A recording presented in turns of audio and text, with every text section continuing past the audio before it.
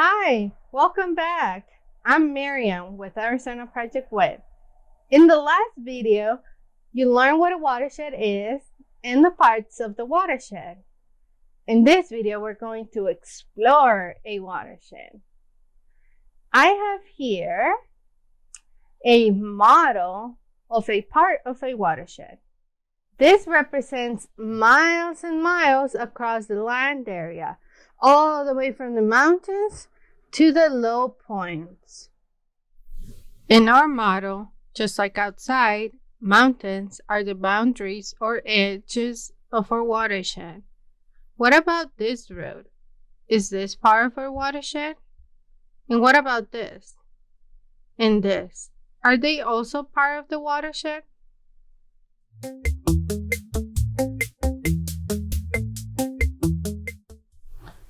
Yes, they are all within the boundary of our watershed. What do all these places have in common? They are all land areas.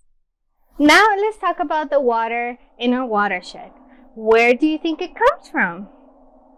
That's right, rain or snow. And what do you think it rains or snows the most on our model? You're so smart, the mountains. What do you think we call this when there's snow on the mountains and this is happening?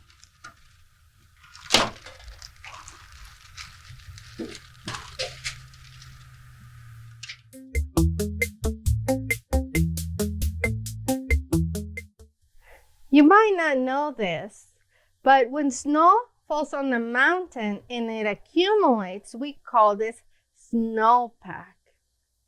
This is a solid form of water. And what do you think we call snowpack when it's melting? Like right here, it's already melting.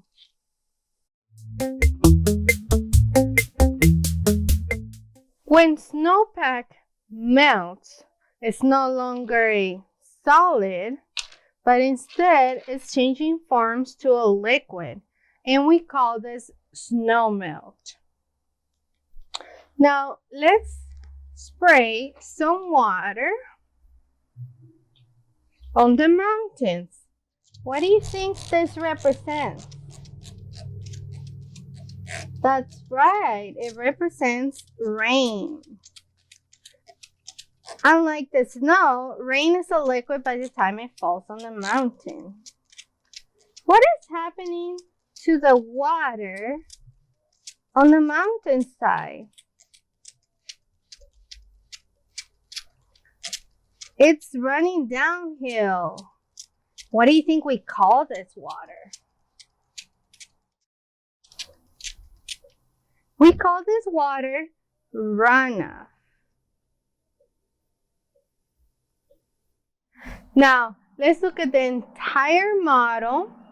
On our model, on the mountainside and then on the land area, there are permeable and impermeable surfaces. Do you know what a permeable surface is? Well, permeable surfaces allow water to soak into the soil. And do you know what impermeable surfaces are? They are the opposite. They don't allow the water to soak into the soil, and instead the water runs off the land. If you look really closely in our model, do you see any permeable surfaces? On the mountainside, there are some permeable surfaces, like this one I have here. What happens to the water when it rains on a permeable surface? That's right. The water soaks into the soil and can be used by plants or go even down deeper and become groundwater. Now, do you see any impermeable surfaces? We have some impermeable surfaces here. On the mountainside, there are also impermeable surfaces. And what do you see happening to the water on impermeable surfaces? Yeah, that's correct. The water is running off the land. Remember that on impermeable surfaces, water does not soak in, but instead the water runs over the land, and we call this water runoff.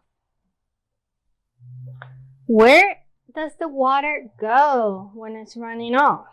Where does this runoff go? As you can see, water was flowing over the land and eventually was making it to the low points. We have some low points here. In Normado, we have some low points on the farm, in this river. In real life, water can flow or drain to dry washes, basins, or lakes. What do you think we call this water?